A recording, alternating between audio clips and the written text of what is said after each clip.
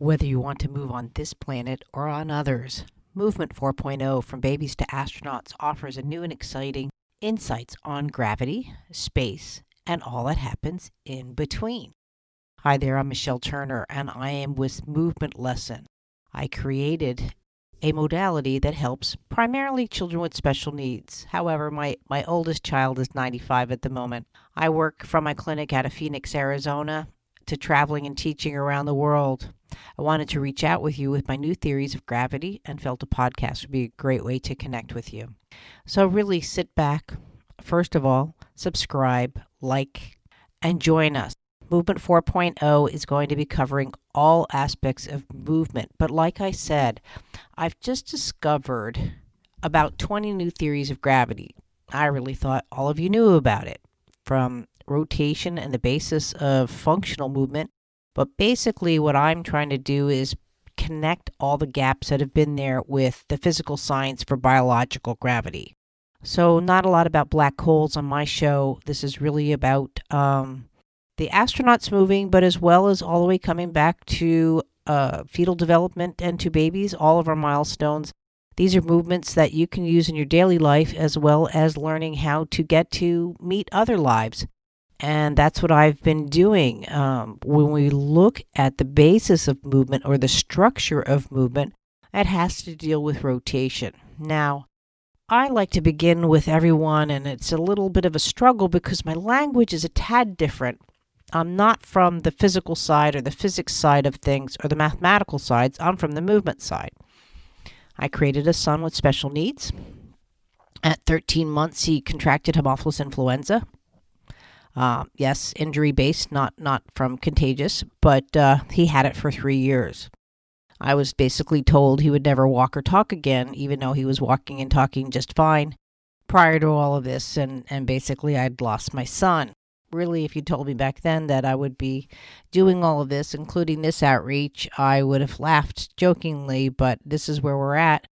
And I tend to learn and move on and do things versus wallow about it, although there's been enough times from that. I'm sure we can all relate, especially for what we're all going through right now. And again, I thought it would be a good time to address of what's going on, the frustrations, because we are seeing how globally we're limited, but at the same time we are so united. It's not just about special needs anymore. Right now, what is going on is affecting everyone of all societies, of all countries, of all nations, diversities, however you look at it. We're all trying to take care of each other. I'm a helper by nature, and so here I am. I want to help you understand gravity more and going into the depths of gravity, but again, biological gravity. We're going to be covering from plants to mushrooms all the way up to children, like I mentioned, but especially with astronauts, because the astronauts are proving my theories, and they're really important to bring in because basically we're making special needs children in outer space due to their lack of movement, that the organization that they're used to. So we're going to talk about just a spinning top, a simple little top. Now, some of you that are younger are going to have to bear with me. Your toys are a little bit different. You don't play with a lot of floor toys anymore. You've got iPads and everything, which is great. But at the same time, as Feynman even said, you're going to miss a lot of the finding the paths that go on. But if you used to spin a top used to be a big play toy for many centuries. And now you probably couldn't even find one. But when you're just spinning and just enjoying that rotational movement that most children do, we have spinning milestones that happen between 2.5 to 5. That includes from somersaults to spinning around, testing our nystagmus and vestibular system, all the way to going into cartwheels and riding bicycles. And we like to play with exterior rotation as well as interior rotation when we are toddlers. It's part of our mastering our systems. We need these stress-based primitive stresses that go on to help us go into climbing Mount Everest, let's say. So that's why I'm covering such a realm. But a top simply moves on its axis and spins around, which we think the Earth does. But in actuality, it's a very fragile spin because if I put a piece of tape, cellophane, on the top, now the proportions of the rotation or the structure of the movement is no longer there, and we call that friction. However, a big word that I'm going to introduce to you about, that really friction needs to be looked at a lot more differently, how we look at stamina, how we look at friction in regards to our movements. We can take this same type of rotation and go all the way out to our solar systems. All the solar systems are a spiral or rotational base, not in a two-dimensional type of space, but our solar systems are quite vast, quite deep, and quite intricate. I had this inspiration, let's say. I was reading a book on Einstein to my children, and there was a reference to the space shuttle. And again, for you younger crowd, you're not used to seeing that giant white rocket take off and bend over backwards trying to take off, and look at the thrust and what had to go on. The space shuttle really was an event. So were rockets, but it was a different type, the way that it interacted with that rotational movement coming out. Didn't think much of it. And about 3 hours later, literally jumped from my bed and I said, oh my God, it can't be that simple.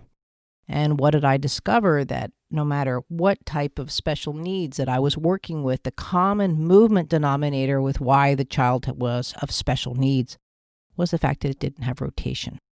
And this is going back quite a few years already that I've been playing with this. And I really thought, oh my gosh, it really, I tried to shoot myself in the foot. It didn't matter if it was from cerebral palsy, from stroke, Parkinson's, to autism, ADD. We could just go on and off. Hirschhorn syndrome, spinal muscular atrophy. The common denominator kept going back to rotation. So jumping forward in 2017, I actually produced my first big theory in gravity, is that for us, for all living organisms to organize within gravity, we use opposing gravity in our structure, and to do this, it has to have rotational movement. So what does that mean? Basically, any functional movement, functioning that I mean that you can take care somehow of your life skills in that sense, any developmental milestone has to have rotation. I can't get up off the chair. I cannot get up out of lying bed. I cannot feed my face. I can't turn a page of a book without some form of rotation. Now, you and I are adults, and we can do opposing movements without rotation, but they're not functional. In other words, I can stick my hand out. And that's also where I got my inspiration, where there was mention when I started studying more and more gravity, just to put more density into my work. I thought you guys were going to back me up, and I realized there was a lot missing in between these theories, that you needed to have, that gravity was very weak in that sense, that I could just stick my arm up in the air and nothing was going to pull it down. And of course not, because we don't fall. Okay, right now you're saying, of course we fall down. Yes, we do fall down. We do not organize to fall down. You are driving a car right now. Your brain is not saying, don't fall out of your seat. You're walking down the hallway. You're actually walking through gravity. You're not falling down. A newborn baby, is still not organizing to falling down. Falling down is actually a learned behavior that comes in and out of crawling. You learn to start to go up and go down within the same dimensions or momentum, let's just say. It is not a fall down. It's a stand up, stand down.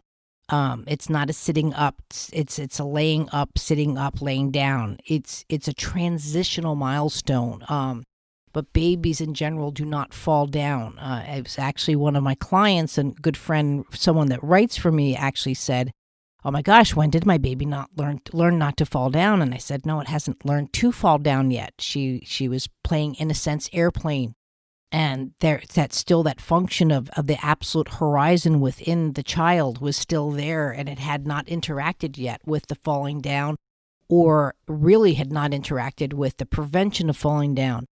When you do not have rotation to oppose gravity, they have to go hand in hand. With the development of our milestones, you're guaranteed to have some sort of special need. The rotation is the function. The rotation is what's needed for all of development. And this is what I'm here to teach you within gravity, teach you within development. I feel very strongly that we're making a very big commitment to go to Mars and the Moon and different types of space station. And a lot of very knowledgeable people really don't understand movement. It goes back to Mr. Isaac Newton, our famous apple falling from the tree. But in general, apples don't fall for the tree. Apples will fall from the tree, in a sense, when they are dying. When we have a relationship to gravity, another one that I'm presenting is we have a dynamic relationship of gravity of actually including rotation, buoyancy, and gravity. We have to have this triangle postulation within our systems to have, again, that functional movement. Those things go hand in hand. We see it in our vision all the way down to our fine motor skills, which include holding your favorite cup of coffee. So when you're going into the fall, the apple's relationship of being, quote, pulled to the ground, meaning the apple has lost its relationship with either rotation, buoyancy, or both. So in a sense, it is dying. Otherwise, every apple would fall for the tree, or a tree wouldn't even produce the apples, because of the fall, that, quote, what you think is a pulling force is actually a binding force. So with a lack of rotation within the fruit itself, then the fruit will succumb to gravity. So this is very similar. Let's say if a child has a brain bleed, let's say, we can go at it cognitively way, we can go at it genetically based, or we can go at it environmentally. The child could be in the NICU too long, and just having the IVs, pulse ox, BiPAP, ventilators, intubation, we can go on, is what goes on, let's say, with some early moments of life.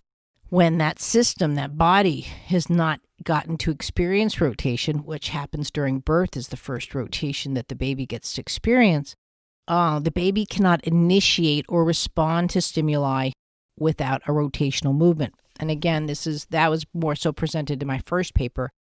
In 2017, I was at the Movement Conference at Oxford and presented that, and also presented again that function of movement within the muscle cell also being rotational based of the myosin actin for those of you that study on a cellular dynamic. But to not recognize that falling is not something we do. Again, I have no concern for falling. I'm capable of falling down. But in general, I don't organize to fall down. The earth does not organize to fall down, nor does the sun, nor does our solar system. It moves within a binding force within each other based off of these rotational movements. But the fall is not there. And with astronauts, you see the opposite, where they have a lessened gravity, lessened rotation. So there's no rotation in outer space. So this is the biggie that I'm introducing over there.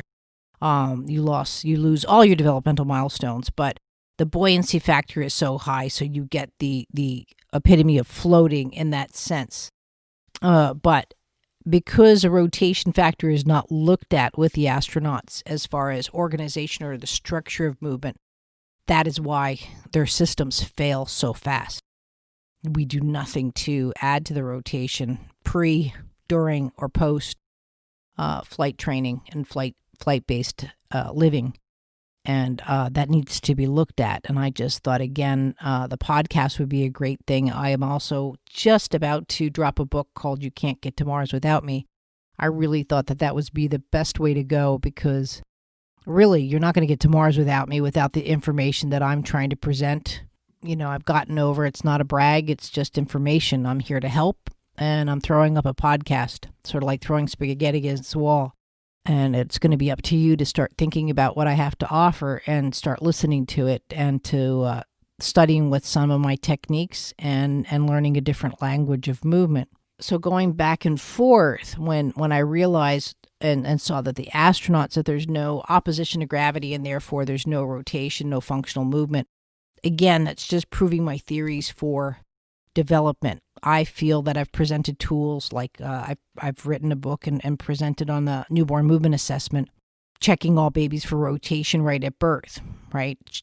Not saying that the child's going to have long-term concerns, but it's the first and, to me, the only true indicator that you can tell if a baby is low, medium, or high risk going into developmental factors and needs to be looked at. And it also, using those factors, you can actually evaluate an 88-year-old. There's no newborn about it, but you can follow a child very quickly, and a parent could have that communication if their child's going to be okay or not.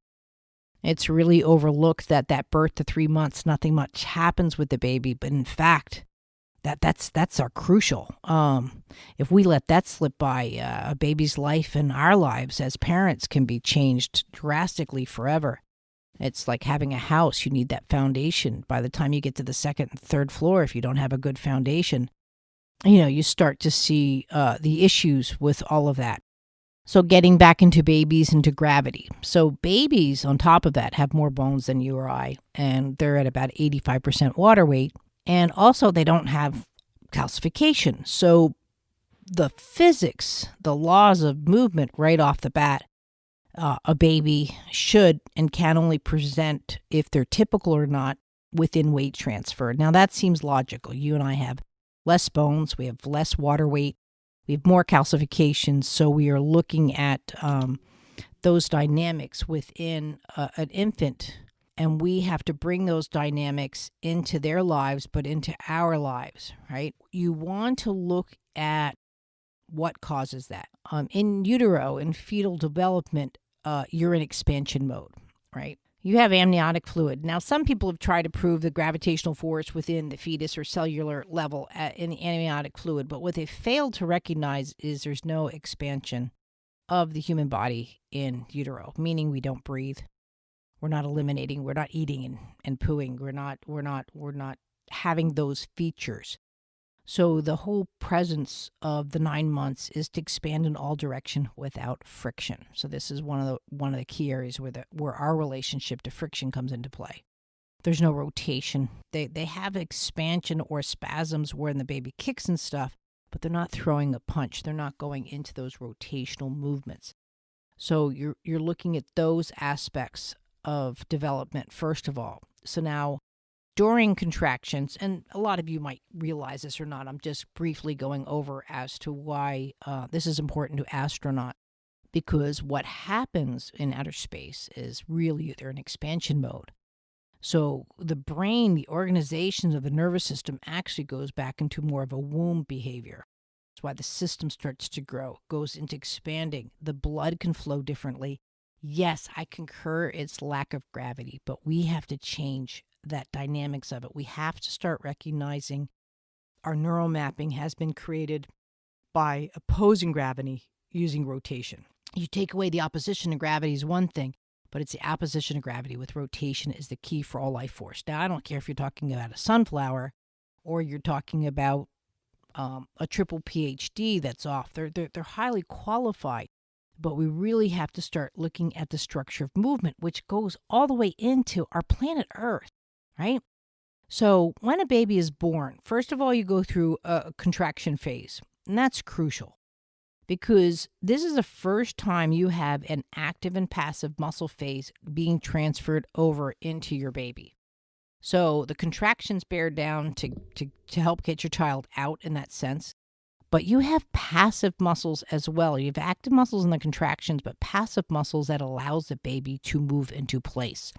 So even though you have a dynamics of very forceful active muscles, you have passive muscles, which happen if I'm in a karate fight. It happens when I'm just sitting on a chair talking to you. I have active muscles, but I also have a set of passive muscles, and they work interchangeably. Right? Again, this is a dynamic that does not exist in outer space and has not been brought into their movement vocabulary. When a baby is being born, right? That's the first rotation. It actually rotates out through the vaginal canal through the mother. Now, if you have a C-section, I'm not saying that's bad, but I'm saying clearly there's developmental movement patterns that are not happening during that time period. If the child's born premature, if the child is born, if you just change alone the birthing dynamic, this is why I believe autism is such on the rise, ADD, all of those kind of movement disorders versus the genetics of thing. Flat heads are increasing. We're looking at changes to the baby system. Now, I'm not saying never do a C-section again, but we have to look at the movement. We have to be able to evaluate the movement of the child and what we're going to enter back into that system, right? This is the same with an astronaut. Nobody's looking at the rotational dynamics and the way that person processes movement prior to getting on a tin can going off into outer space immediately. These dynamics of developmental milestones and functional movement loss happens immediately. So what does that mean? I can't stand up in outer space. I can't crawl. I can't lie down. The number one prescribed medicine in outer space is sleeping medication. We don't look at the fact that we need oppositional gravity and rotation in this simple act of lying down. Now, we would think that that's static pose or linear. However, if we really look at our bodies, where there are no linear parts, there's no static parts, unless the system is in trouble. Another interesting thing about if you can tell if you have a healthy baby or not. Okay, excuse my terms about typical, not typical. I don't mean it that way. Excuse me for talking the way that I do. I don't mean to talk about typical, not typical, healthy, not healthy. My child personally was a very unhealthy child, having Haemophilus influenza, over 14 head surgeries on top of everything else, and taking 3 years just to even find out what he had. God bless doctors not knowing what an infection is. When you're looking, or I have to speak to you, it needs to be done in a way that we have a description, a visualization. I don't even at my work like to even mention a diagnosis. Not that I don't work with diagnosis. I probably have worked with probably more diagnoses than most experts out there as far as environmental diagnoses like needing trachs, ventilators, and so forth. From heart replacements, lung replacements, needing structural changes to the system, and as well as trauma to the system. Like my son, this was such a quest for me. How could a boy be so profoundly delayed from a facial infection? Right? We had the MRI. Everything was supposed to be okay. Right? So there's things that go on within the human dynamics. And so that's where not only did I start studying movement for development and to help him, but movement became a perplexity to me and such a dynamics to me that I truly enjoy and just every day just get so jazzed over it. So another way of telling if a baby is healthy or not is basically spinning the baby. Now, obviously, you're not going to just lay the child down and spin it. If you spin around right now and you don't have a diagnosis, you're okay, like meaning you haven't had a stroke recently, you spin in. You're taught that this is inertia. It's not true. It's a binding force. Rotation has a binding force that I'm going to tell you about today. When I am impaired, whether it's drunk or have had a stroke, let's say, or neurological disorder, I fall away from myself or eventually fall down. I don't have that binding force. I can't come in. Well, if I were to take a baby in my arms and just spin around, the baby will bind to me, right? And this is what's interesting about gravity, is to show you the binding force. If I spin around with an unhealthy baby, that baby will come away from me, fall away from me. So one of the things is I remember a woman in my mommy class, she always used to say, hold him up on your shoulders, let him see the world. And I'm like, that's where I started. He's down around my waist in 3 seconds. It's like I couldn't hold him up. And it was just such a weird sensation. I remember movement way better than names. I'm not great with names. Movement, I know. I can tell you what outfit you had on, and going from there. But I really, movement is just not what I'm after as far as detailed with names. I am a lot more like Feynman in this sense. It's a bird. I don't care what type of bird it is per se. It's not what I'm after. It's the qualities. So we can look at the same now where we can go into the Earth's core. So this is why it's from babies to astronauts. What does a baby have to do with the Earth's core? Now, I've looked all over for this. So this is your number one task. I need the mathematical equation of the binding force of rotation within rotation. Why it's not out there and some nerd hasn't picked this up, that's your first task. I like to give quizzes. So go find the answer for me and please come back because we have a book to do. I knew from feeling, this is when I actually could feel the spinning of the myosin actin. This is again where I'm old, 55, but I played with a button toy when I was a child. You put string on a button, and I'm sure again your little newbies listening to me, they're like, lady, you're just daft with these little toys you had when you were a kid. But we did. We made our best toy, whoever had the biggest box on the block. who got a refrigerator delivered. That being said, when I truly felt the inside of a muscle move, and I was like, oh my gosh, I just said that. I said the Earth's core has to go in opposing direction. Now, of course, this has already been suggested, so I'm not presenting anything new there. It's a recent finding. How did I know that? Because the way we organize off a rotation. Now, atoms rotate. Your DNA has more of a spiral base.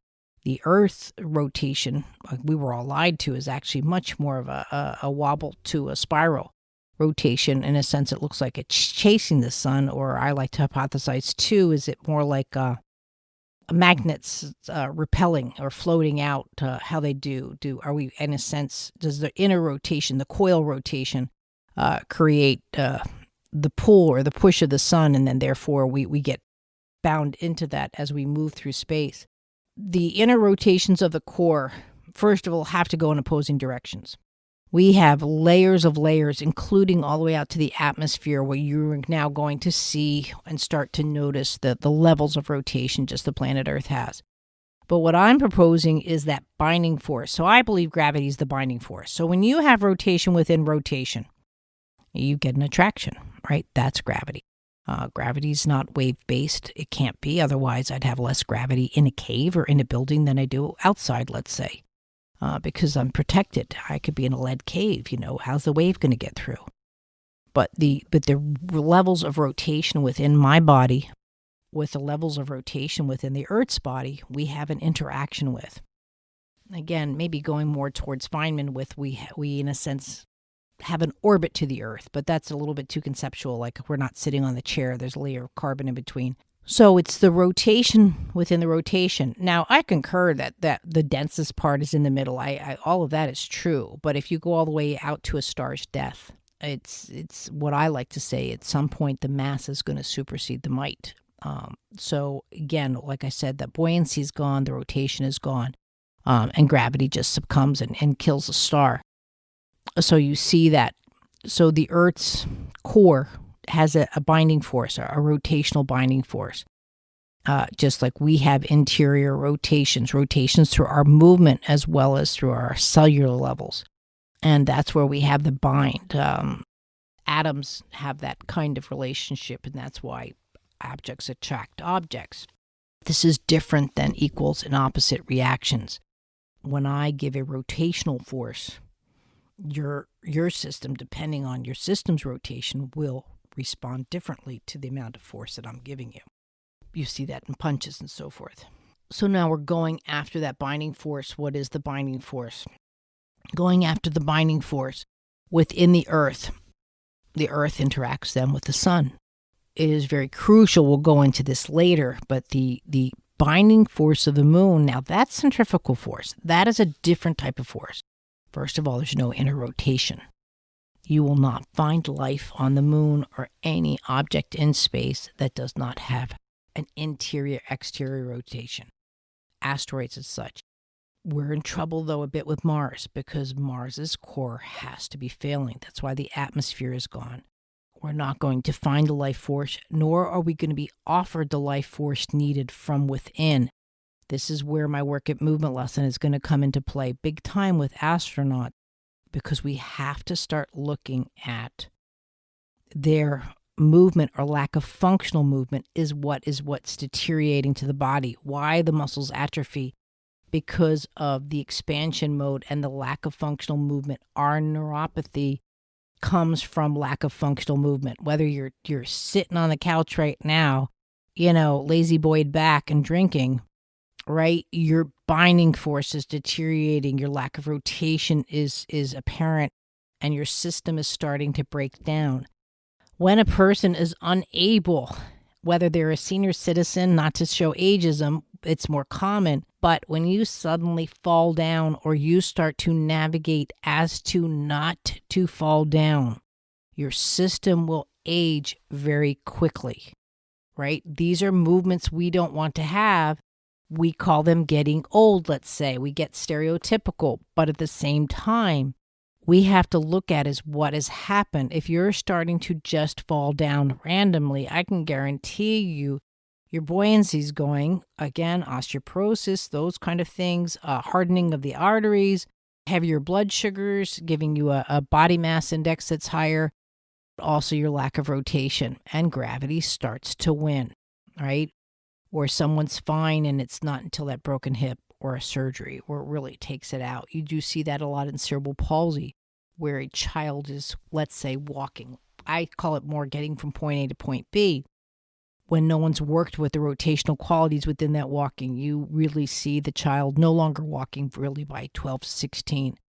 It doesn't take much, a minor surgery, a flu, something where they're in bed for a couple of days. That rotation just takes, the last bit of rotation takes a dive and the mass supersedes the might. The life organization of a star, it doesn't make much difference as far as the organization of structure. We're looking at neurological regression when we go out into outer space as well. So we have the fetal simulation of expansion mode. Again, we're not looking at it that way. Most people don't look at fetal development being a part of a developmental milestone and so forth, but we have to look at the dichotomy of how the human body is organized during that time. And so when you put the brain into that atmosphere for that long of time, the system just gets confused. You're also looking at a frictionless environment. Okay, what does that mean? When you're looking, okay, if I shoot a bullet, right? If I shoot a bullet or if I shoot a rocket, there's a rotation that has to happen. So this is why the space shuttle was such a aha for me. For escape velocity to happen, you have to have a rotational movement to escape a rotational movement. That's what's thought of. Is that when there's no rotation, that's where Newton laws comes into effect. So when a rocket takes off or a bullet takes off and either one of those does not have rotation, right? When you're doing a straight line or a lack of rotation, a non-functional movement, it's the force then of the bullet and then the force of the atmosphere equalizes and they push against each other, what we call friction. And they say friction makes the bullet fall down or the rocket explodes. There will be stress factors that come into play that they'll blame, but the real blame is the lack of rotation. At some point, something's going to have to give, whether it's the thrusters or the O-rings or whatever you want to call them. I'm sorry, I'm not a rocket scientist. I'm a movement specialist. When the rocket rotates, that's where you get the liftoff. When a bullet rotates, so if we had no friction and the rotation continued, then the bullet would hit us and go around the earth and hit us in the back, as far as that saying goes. But it's when the lack of rotation. So it's sort of which comes first, the chicken or the egg, right? But the common denominator that you have to look at when function is lost is within living organism is lack of rotation. We can look at a plant doing that. So we'll get into that when we start talking about Mars and the moon a bit more. Not only do you have a frictionless environment in outer space, but you're technically unable to respond to stimuli. Now, again, you see astronauts eating and all of that. So how are they unable to respond to stimuli? You have to go at the way the brain was organized for movement. In opposition to gravity with rotational movements, there's no rotation in outer space. If an astronaut weren't to turn a screw and their feet weren't locked down, now the astronaut would spin, or torque, I should say, and you'll have those functions, not functional movements, but you'll have those responses to movement. If I can't throw a ball because, again, my feet aren't down, I don't have that opposing force. I can't jump rope. Again, if I go to jump, I would hit my head across the other opposing wall. So again, the function is gone. I can't eat. I need to lock my ankles. I need to adjust to my float. So all the movements now are without counterbalance. They're counter-oppositional. They're without weight transfer. And we start to lock the feet down. We're also causing a stress through the top of the foot than standing is, let's say, through the bottom of the foot. And standing is organized through the pelvis, and pelvic function just goes out the window. Pelvic function is critical for oppositional movement because it's the only place in the human body where movement goes in both directions. In other words, I contract my bicep right now. First of all, just by contracting my arm, doesn't mean I can feed myself, but also I don't have movements going in two opposite directions like I do in pelvic organization. Going down and going up gets entered into that almost like a gyroscope, and the subgyros are within the ankles, wrist, and back of the head.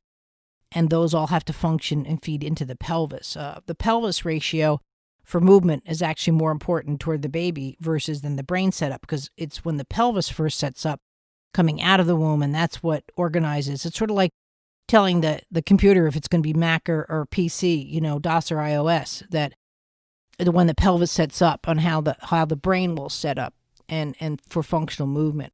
Lack of response means lack of cognitive development. It goes on from there, but most people feel it's the brain telling the body what to do or what the body can't. And I'm trying to say it's the movement, because that's the one thing I've done. I can manipulate these forces. I've been doing it for years. I can do it with my hands. I can manipulate the way you respond to gravity through rotation, through my touch. I understand these principles inside and out. Like we're telling you here is then you have the lack of functional movement. Functional movement to me is movement that goes through your minor and major organs. So in other words, if you just take your hand and you raise it up to the side of your body, great, you raised your hand up. You raised your hand up for the teacher. It's not functional. I can't comb my hair. I can't feed my face. I can't dress myself. That's not a functional movement. If I go to do, especially to feed myself, especially as a child, the child's movement, the way we learn the movement, it goes through every part of our body. Very similar to throwing a rock into the pond. You're going to change the shoreline. You might not notice it, but if you've got equipment to calculate it, no different than an earthquake. Movement has to go somewhere. And our movements really do not only go through our bodies, but they go elsewhere, right? This is why you think space bends. Not that it bends, it rotates. Different concept of looking at it. So if you threw a ball to me and I had a flat hand, a straight hand, I can't catch that ball. The ball will bounce off of me like a wall. How do I catch a ball? Well, I have to curve my hand. I have to accept that movement of rotation into my system of rotation. That's why you can't play catch with a 2-day-old. They don't have those movements yet, right? We have a movement vocabulary. We have milestones. We go through stages. Because where we are in space. Without calcification, without going into our bones starting to fuse and become less numerable, can't throw a ball. I mean, it's just structurally impossible. So we have to look at space the same way. Space and time don't bend. And that's why it's interesting that light falls in a sense on Earth, but it bends in space, where we bend, rotate on Earth, but we don't do it in outer space. So we kind of switch off on those feats. And we really have to look at not only that the astronauts are unable to do these movements, not to look at a baby unable to do these movements, but to why, and then what do we have to offer that system, that human body, that organism, the movement necessary for a functional life, and the way we define it, the way we look at it. But I can tell you right now, we're not going to get past a year with these guys in outer space unless we take into consideration these movements. We've been looking at Mars. The complications. First of all, I can't help anything with radiation. All of that you'll have to figure out. That's not I'm movement. Don't. I can't help you there. But Mars complications, the inefficiencies go much deeper. First of all, there's rotational inefficiencies. We still look at Mars having the same day almost as Earth does. It's much smaller. We recognize that, but we think it's due to the external lifelessness. Air, water, temperature. We have to look at those things. We need to grow veggies. We have to handle those things. I don't think they're going to be shipping cows off to Mars just yet. We have to have a life force that's going there, and we're still looking for water. I do believe it was there. It was there when it had more of a core rotation. If you go by these principles, you will not find life on something that doesn't have an internal-external rotation basis. Whether you feel that the atmosphere was blown away, I believe the atmosphere the binding force was gone at some point due to the core rotation slowing down. We have to look and calculate, as your next math problem, at the internal rotations and what that binding force is, which is a little bit different than gravitational complications or calculations. And you're going to be looking at what goes on with the internal rotations of Mars, with the internal rotations of the person you're sending to Mars, and how that person has to calculate the two, but also how they're going to calculate the internal rotations of themselves to Earth and how they function and move with the evaluation system. And then we have to calculate going to and from and back again to get them back here to Earth with more semblance that they actually could possibly, God forbid, stand up or swallow once they get here. Also, really looking at these complications with the moon. The moon has no core-based rotation, so we're out there. There's no life on the moon. There never has been. You're just not going to find it. Even an inchworm needs these principles. They don't oppose gravity all that often, but still, they will do it to a degree. When you're dealing with, again, a core-based rotational issue, we cannot spin. I'm telling you right now, again, you look at the moon. If we put colonies on the moon and we expect them to live there, we will kill those people because the centrifugal force will break down the system, I believe, way faster than what we're doing in the space station. We can't spin the space station either. Look at tilt-a-whirl and all those fun. The Earth doesn't pin us to the ground. You and I can lift our feet up just fine. Now, if you've just had a stroke, if you have cerebral palsy, if you have spinal muscular atrophy, no. Again, you do not have the internal rotations, and therefore the Earth is more of a pinning force. It is succumbing you to gravity. You are neurologically changing based off of those life experiences, right? This is how people get better. This is how you, quote, cure somebody. This is how you work on their functional rehabilitation. You have to include rotation. Muscles help, but muscles need to respond to movement. Muscles don't create movement, and that will be coming into our next episode. But we really have to look at why no spin. Okay, there's a few sports that deal with spinning that we tend to like. Skiing, skateboarding, surfing, right? We're not sitting there with the way that our feet are organized on the board. It creates more of a centrifugal force, a pinning force, right? So we're surfing, we're skating around, and our feet have to start. Again, you and I, when we're walking to the car, it's not about our feet on the ground. Our pelvis regulates all that. I don't have a bouncy house constantly. The floor is a constant, but when I'm in a surfboard, it's not. You see changes already in social behavior. Most people that get addicted to these type of sports have their social skills go down. No offense. It's hard for them to keep a job. They get very addicted to these qualities of movement and space. We don't want to do that to the astronauts. We really do not need someone on the space station going, yo, dude, what's up? Again, we're not meant to have a pinning force. That pinning force is not the same as gravity. It's not how we organize. We can't take away the opposition of gravity and the rotation and replace it with a pin. So the moon-based complications are actually, I feel, are going to be more severe long-term. They might be a shorter distance away than what we're dealing with Mars. Mars at least has some form of a core rotation, although it's inadequate, either due to size, it's a small planet, and maybe it just doesn't have enough cores for that binding force in the same respects as Earth does. But again, it's something that's going to have to be calculated. Hopefully I've given you a lot to think about. I do have some papers. I do have a book coming out, You Can't Get to Mars Without Me. I do have a large clinic. I have the biggest online library of working with the human body. Again, most of you know me for working with special children, and I do go all over the world for it, or I did up until last month. I have a lot to talk about. I need this podcast for me. I need this podcast for me to work on dimensions of movement that I thought people were more familiar with. Again, when you're in your own little sect of working on things, you have a different vocabulary and you have a different way of thinking. That doesn't make one person right, one person wrong, but the collaborations aren't there as well. And I'm looking for that as well as just creating new avenues of thinking going on. I really, my goal is to eradicate special needs as much as I can, catching it from the first moments of life and doing what I can to implement these thoughts into every child. So every child, they don't have to be special needs. If you use these principles, let me tell you, your little 4-year-old's going to be a football player like you wouldn't believe. It all depends on how you want to work with these movements. I want to start talking about the way we move and how we move. Like I said, I've got 20 theories of gravity. I've got a lot more to talk about with our movements, with how movement works. I really hope you subscribe. I can't thank you enough for listening, and we'll see you in the next episode. For now, if you need me, movementlesson.academy will get you to me.